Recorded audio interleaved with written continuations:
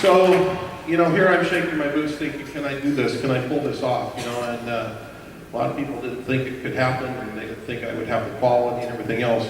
So we started building the thing, decorations, everything. This was back around 2000, 2001. What's the overlay for? It opened in 2001. This is we jump right into some of the stuff. This is the card in the load area, with all the little animated characters from Nightmare Before Christmas. This is actually building the card in the shop, up on big scaffolding and everything, building all the pieces to the card. We have all the different elements, different characters there that you've seen built. These are some of the blacklight characters in our blacklight paint department that we were painting at the time, and some of the card pieces. And here we got to go in and work in the elevators and basically build the new frames and the breaking stained glass, and decorate all that with all of our figures and skulls and decorations and things, and that's where at our shop when we were building the frames for the overlay.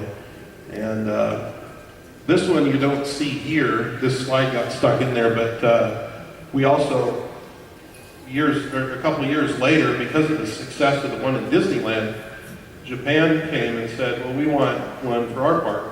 And the Japan mansion is very much like the Haunted Mansion in Florida.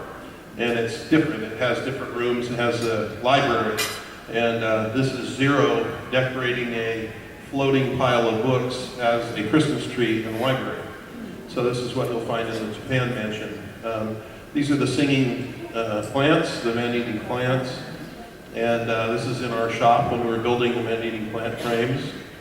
And this is the big Christmas tree in the grand ballroom. It's a big steel tree. It's almost as tall as the ballroom inside. I think it's no secret, everybody knows the Pepper's Ghost effect is in there, and there are giant panes of glass that we've been told, cost in the vicinity of $1 million a piece to replace if you break one. So when we were loading this thing in, we were carrying giant steel coated Christmas tree arms within inches of $1 million panes of glass. So we're standing there and carefully hauling these things in and scared to death, and something would happen, but of course it never did. But that's how the tree looks when it's all decorated in the mansion. And this was the original Pumpkin Mountain out in our parking lot as we were putting it together with foam before it was painted white. There it is as it's getting completed in the shop. And there it is in the attraction. And then here's pieces of it, the top pieces as it was being put together. Here's the Jack Skellingtons. These are the Jacks for Tokyo. But they were very pleased with the Jack we provided for the mansion. It was, as I say, the first time a full-blown animatronic had been put in a classic Disney attraction. And we were fortunate that the success of him led to the next characters, and then the rest up to 450 of them. So I say that we've done since then, which has been wonderful, and that this was the first in an actual Imagineering attraction.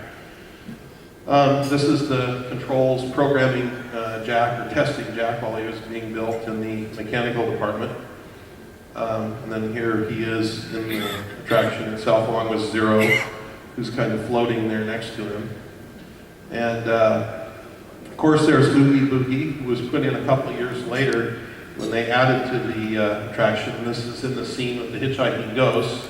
So Oogie was put in there. He's a really neat character. Contrary to popular rumor, it is not the Big Al frame from Country Bear Jamboree. That rumor has been around for years, and then his spinning wheel there, and then these are the overlay packages that go on the mirrors right after the hitchhiking ghost. Where you see the mirror characters. That's in our shop when we were finished painting them and doing putting them together, and that's in the ride itself. They look like they're kind of burst open packages, and they have all the ghosts going around inside, which we did as well. It's like shock and barrel. This is the Sally from Japan. Most of you know we put a Sally recently, I guess it was last year, in a mansion here in the graveyard, but this one was a Sally that was, there's two Sallys in the mansion in Japan, and they've been there since the beginning.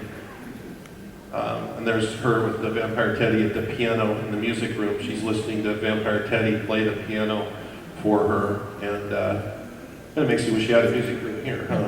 It's kind of a neat scene.